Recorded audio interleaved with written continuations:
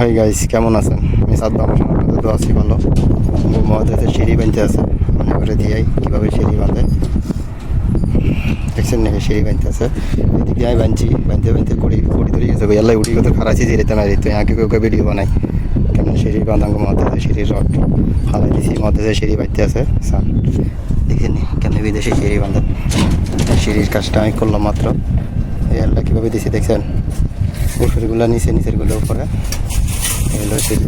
এই নিচের থেকে বাঁধা শেষ করে দিয়েছি। একই সাথে দুনো জালি বাঁধানো লাগে, উপরে নিচের দুনো জালি একসাথে বাঁধা লাগে।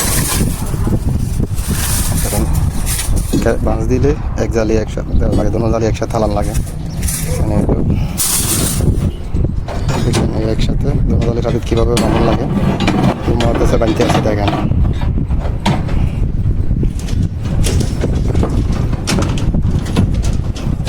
ভাই আমি কালা মানুষ, আর ভিডিও সুন্দর আইয়ে না, এত সুন্দর আইয়ে আমাকে মধ্যে নিয়ে এলে এত ভিডিও করিয়ে আমি সামনে আই না।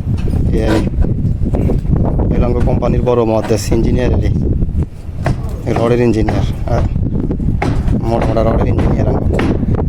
আমি সিয়ন রডের নবার মোটা রডের আসে বান্ধা আল্লাহ হইলো বড় অবস্থা। এই ভিডিওটা ভালো লাগলো অবশ্যই ভিডিওটা লাইক শেয়ার করে দিও। সবাই ভালো থাকবেন। আমাদের সিঁড়িটা কেমন বাঁধা হয়েছে, সিঁড়ির কাজটা সঠিক হয়েছে কিনা অবশ্যই একটু কমেন্ট করে জানাবেন। ধন্যবাদ।